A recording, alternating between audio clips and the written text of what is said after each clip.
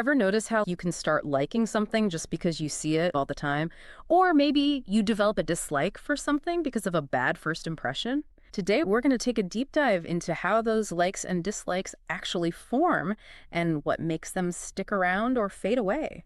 It is fascinating how often we think our tastes are set in stone, but the truth is they're a lot more fluid than we think. Exactly. And that's what's so cool about this research article we're diving into today. It's called When Does an Extinction Procedure Lead to Mere Exposure Effects and Extinction of Evaluative Conditioning? It was published just this year, 2025, in the Journal of Experimental Social Psychology. Yeah, the researchers really dug deep into these two psychological forces, evaluative conditioning and the mere exposure effect. Evaluative conditioning is like learning by association. If you see a celebrity that you love using a certain product, you might start liking that product too, even if it's something like laundry detergent. It's almost like our brains are playing tricks on us, like making us connect things that really don't have anything to do with each other. But then there's that mere exposure effect, the idea that just seeing something over and over again can make us like it more, even without any fancy celebrity endorsements. It's like that song you couldn't stand at first, but now you kind of find yourself humming along. Precisely. And this study asks a really interesting question. What happens when those associations are broken? Like if the celebrity dumps that brand or that song disappears from the radio, do our feelings change? To figure that out, the researchers set up these clever experiments using images and words. They basically train people to like or dislike certain things by showing them positive or negative images right beforehand. So picture this, you see a photo of a stapler and right after you see like a gorgeous sunset. Exactly. Or you could see that same stapler followed by a picture of, say, a car crash. They did this with lots of different objects, and then they introduced what they called an extinction phase, where those objects were shown all alone with no positive or negative image attached. And here's where it gets really interesting. They found that just seeing those objects repeatedly during this extinction phase actually changed how easily people's brains process them. It's like creating a shortcut in your mind. The more you see something, the less effort it takes to understand it. That's a great way to put it. That ease of processing is called processing fluency. And what surprised the researchers is that it often led to an increase in liking for those objects, even if people initially disliked them. So even if you were conditioned to hate that stapler because it was paired with a car crash, Right. just seeing it again and again could make you start to like it. That seems counterintuitive. It does, but it seems like our brains find it rewarding to process things easily. And that sense of reward can translate into liking. It's almost like our brains are saying, hey, this is easy to understand, so it must be good. But what about those initial associations, the ones that made us like or dislike things in the first place? Did those just disappear? Well, that's where things get even more intriguing. The researchers found that yes, those learned feelings did start to fade, which is called extinction. But here's the twist. It happened more often with negative feelings than with positive ones. So you might find it easier to get over a bad experience with a product than to forget a positive one. That's good news for companies trying to bounce back from like a PR disaster. It certainly is, and it suggests that those catchy jingles and positive associations might have more staying power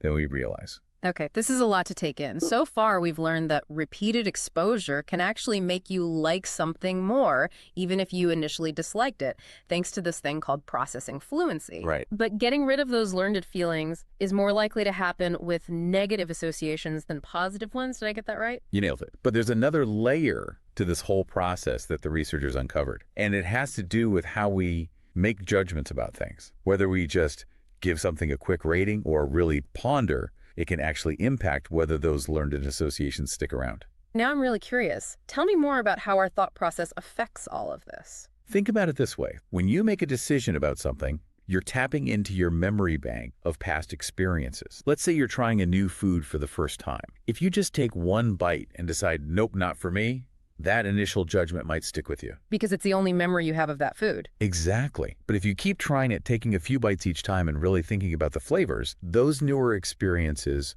start to outweigh that first impression. So it's like those multiple evaluations are creating like a more nuanced memory, which can lead to those old associations fading away. That's the idea. And the researchers found that this is especially true for things we've been conditioned to dislike. Those negative associations seem to be more fragile, more easily overwritten by new experiences, especially if we make the effort to reevaluate them. Okay, That makes sense. So it's not just about being exposed to something repeatedly. It's Wow. also about how we engage with it mentally.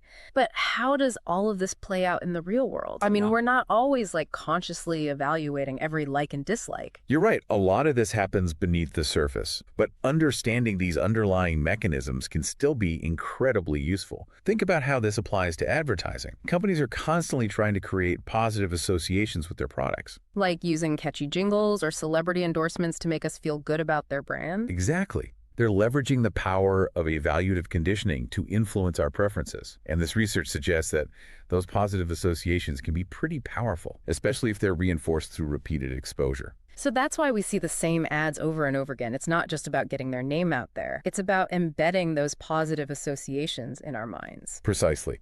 But here's where things get interesting. The study also suggests that those negative associations, the ones that make us dislike something, might be more easily extinguished. So if a company messes up or if a product gets bad reviews, those negative feelings might not last forever. It's possible, especially if they can find ways to create new positive experiences for consumers. This research suggests that our brains are more adaptable than we might think. Our likes and dislikes aren't set in stone. They can change and evolve over time. And that's actually pretty empowering.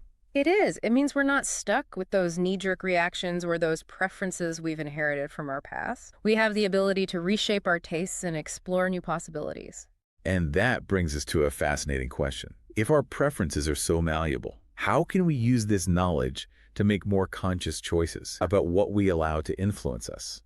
It's almost like we're talking about taking control of our own mental programming, but how do we do that in a world where we're constantly bombarded with messages trying to sway our opinions? It's a challenge, for sure, but not impossible. The first step is awareness. Now that you know about evaluative conditioning and the mere exposure effect, you can start to spot them in action. Pay attention to how advertisers try to create those positive associations, how social media influences your perceptions, even how your friends' opinions can subtly shape your own.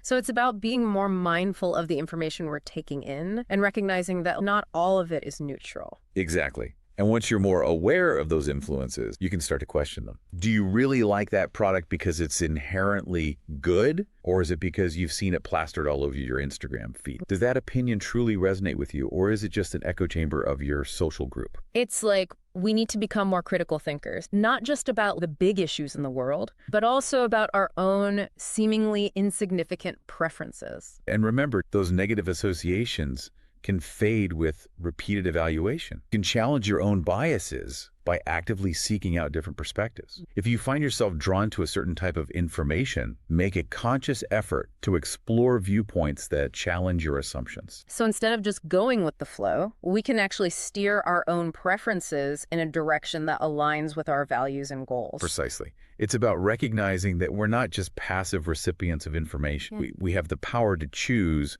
what we let into our minds and how we respond to it. This research gives us a fascinating glimpse into the inner workings of our preferences and reminds us that we have more control over them than we might realize. This has been an incredible deep dive. We've gone from celebrity endorsements and catchy jingles to the complexities of memory and the power of critical thinking.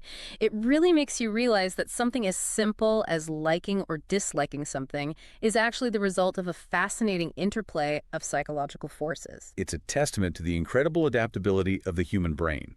And as we've learned, understanding these forces can empower us to make more conscious choices about the information we consume and the preferences we cultivate. So, dear listener, as you go about your day, we encourage you to pay attention to those subtle nudges that shape your likes and dislikes.